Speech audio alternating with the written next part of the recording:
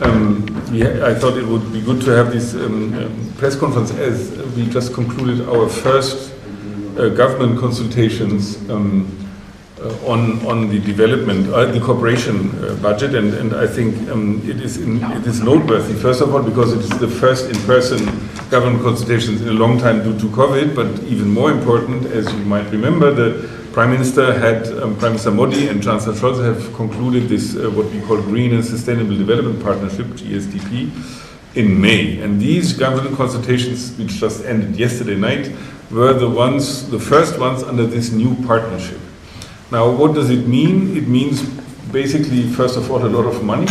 And we have concluded yesterday, together with our colleagues from the Indian government, mainly the EA from the Ministry of Finance, but also other line ministries, we have concluded a series of projects that rise to the amount of about 1 billion euros for this very year. So that is a first step in what has been granted or has been discussed in Berlin, namely in the coming 8 years, 10 billion euros for this Green and Sustainable Development Partnership. And now this year we have just dedicated the first billion in this partnership in the cooperation with our Indian friends and partners. And I just want to say that within this partnership we have three main areas where we set up our projects. One is clearly renewables in the context of climate change, the renewables, and transition to renewable energy, supporting transition to renewable energy on a local level. Then the second one is Smart City Initiative, trying to make life in cities more sustainable. That also goes with the climate change, fight against climate change and protection. The third is saving biodiversity. That's the third item. And here we are talking about forest protection, but we are also talking about organic farming to a certain extent. So there is a broad range of projects. I think the biggest part of this billion we are discussing is for this renewable transition. The smaller parts are for the other two areas, but these are the three areas which we see under the umbrella, so to speak, of this GSDP. And that's, I think, a remarkable, from our point of view, it's a remarkable commitment. India is the single largest recipient of our cooperation, and this is clearly a very deliberate political positioning of the German government. We feel that India in this fighting climate change is one of the main partners, has to be clearly one of the main partners, and we find with the Indian government a partner that is, that shares with us many concerns and also approaches to solutions. So we feel that the Indian government is very like-minded in this context.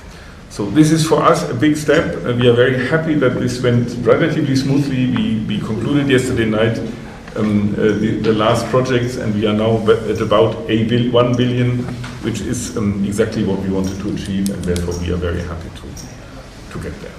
Now I'm open for questions.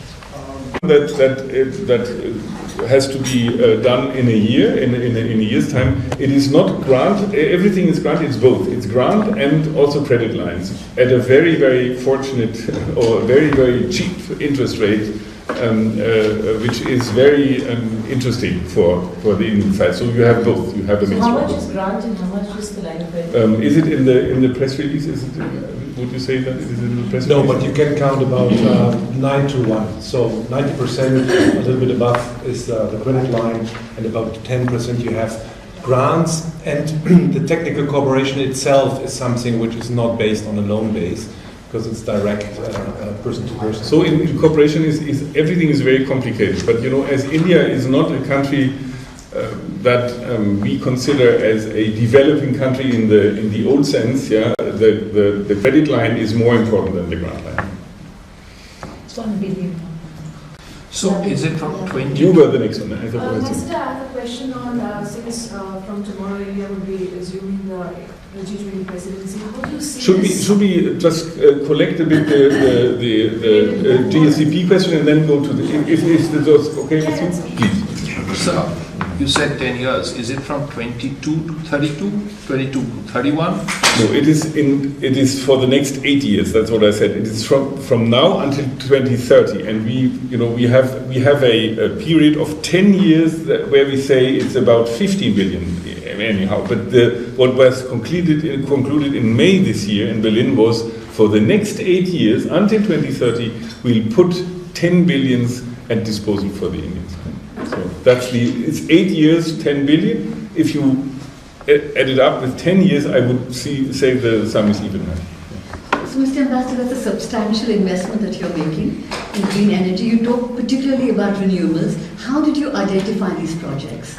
So the projects, I think, are manifold, and they are across the whole country. I will give you one example. For example, a Rajasthani energy provider for a region in Rajasthan, a public energy provider. When he or she or they want to change their energy mix, when they want to go from fossil energy to renewable energy, we will support with these credit lines their transition to renewable energy. That's a classical project. That can be repeated in all sorts of states, but that would be a classical project at a very, very good interest rate. You can take these credits and then try to promote your transition to renewable energy.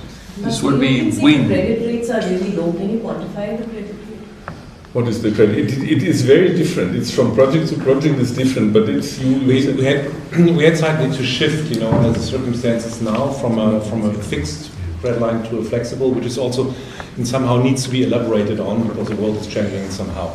But it's a slightly up amount about the LIBOR sense, so it's far beyond that what you got on the private finance market. And that makes it so attractive. Also. So it is very complicated, as you realize. It's not, and you can't give easy answers. But I would say that according to the length of the credit lines, it's about 2.7 to 3.2, 3.5%.